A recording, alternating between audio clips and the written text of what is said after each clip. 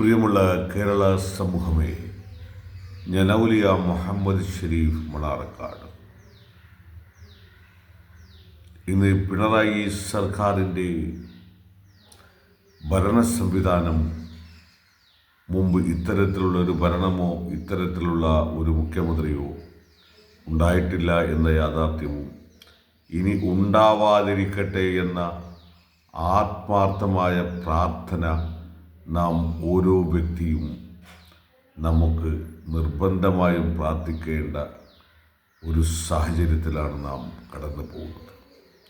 എന്നാൽ ഇനി വരാനിരിക്കുന്നവർ എന്തു ചെയ്യുമെന്നുള്ള ഒരു പേടി നമ്മുടെ വീണ്ടുമുണ്ട്. ഒരു വിഭാഗം വളരെ മോശമായി എല്ലാ നിലക്കും ഭരണ സംവിധാനത്തെ കൈകാര്യം ചെയ്തു എങ്കിൽ ഇനി വരാനിരിക്കുന്ന പ്രതിപക്ഷം എങ്ങനെ ഇത് നമ്മെ ഭയപ്പാടോടുകൂടെ തന്നെയാണ് നാം ഓരോരുത്തരും നോക്കിക്കാണുന്നത്. ഇൻഷാ അല്ലാഹ് നല്ല കഴിവുള്ള, നല്ല ഹൃദയശുദ്ധിയുള്ള നാടിനും സമൂഹത്തിനും അതുപോലെ തന്നെ നമ്മുടെ രാജ്യത്തിനും നമ്മുടെ സംസ്ഥാനത്തിനും ഗുണം ചെയ്യുന്ന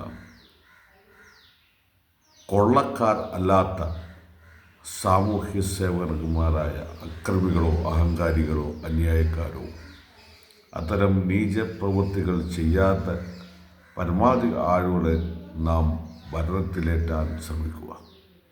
ഇൻഷാ അല്ലാഹ് അങ്ങനെ ആവട്ടെ എന്ന് പ്രത്യാശിക്കാം.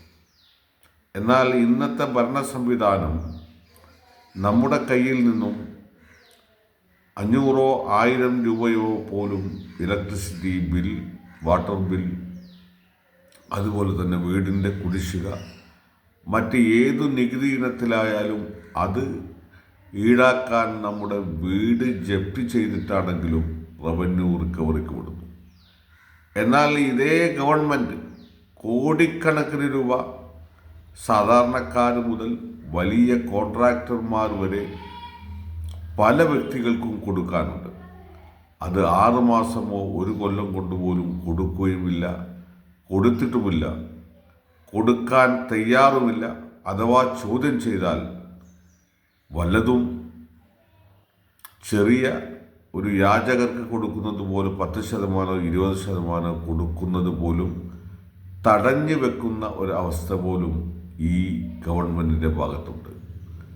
അത്രത്തോളം അക്രമികളായ ഒരു ഗവൺമെൻറ് സംവിധാനം ഉദ്യോഗസ്ഥ മേഖലയിലായാലും ഭരണതലത്തിലായാലും അതുപോലെ തന്നെ നമ്മുടെ പ്രതിപക്ഷ മേഖലയിലായാലും ഇവരെല്ലാം കൈകോർത്തുകൊണ്ട് ഇതെല്ലാം മുന്നോട്ട് പോകുന്നു എന്നതാണ് യാഥാർത്ഥ്യം.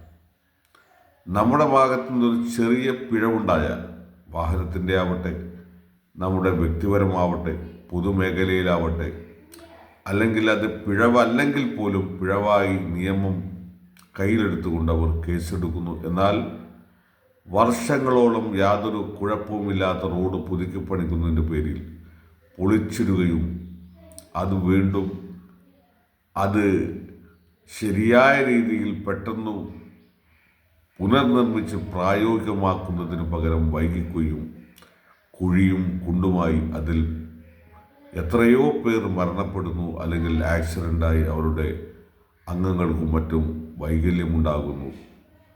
ഇത്തരം സംവിധാനങ്ങളെല്ലാം സർക്കാരാണ് ഇതിൻ്റെ പ്രതി. അതാത് മേഖലയിലെ ഉദ്യോഗസ്ഥന്മാർ, പിന്നീട് അതാത് മിനിസ്റ്റർമാരാണ് ഇതിൻ്റെ ഉത്തരവാദി. എന്തുകൊണ്ടാണ് ഇതൊന്നും ചോദ്യം ചെയ്യാൻ ആരും തയ്യാറാവാത്തത്? പ്രധാന പ്രതിപക്ഷമായ കോൺഗ്രസോ മുസ്ലിം ലീഗോ തയ്യാറല്ല. അതേപോലെ തന്നെ ഭരണതലത്തിൽ ഇന്ത്യ ഭരിക്കുന്ന 80% വരുന്ന BJP ഗവൺമെൻറ്റും ഈ കാര്യത്തിൽ എന്തുകൊണ്ട് മുഖ്യമന്ത്രിക്കെതിരെ ഇത്തരത്തിലുള്ള ഒരു കേസ് രജിസ്റ്റർ ചെയ്തുകൊണ്ട് ഈ ഭരണ സംവിധാനത്തെ ചോദ്യം ചെയ്യുന്നില്ല എന്ന് എല്ലാ കേരളീയരും അകമഴിഞ്ഞ് ചിന്തിക്കുകയും അതനുസരിച്ച് മുന്നോട്ട് ഭാവി കാര്യങ്ങൾ കൊണ്ടുപോകണമെന്ന് ഞാൻ എല്ലാവരോടും ദൈവത്തിൻ്റെ നാമത്തിൽ അഭ്യർത്ഥിക്കുന്നു. ഇൻഷാ അല്ലാഹ്.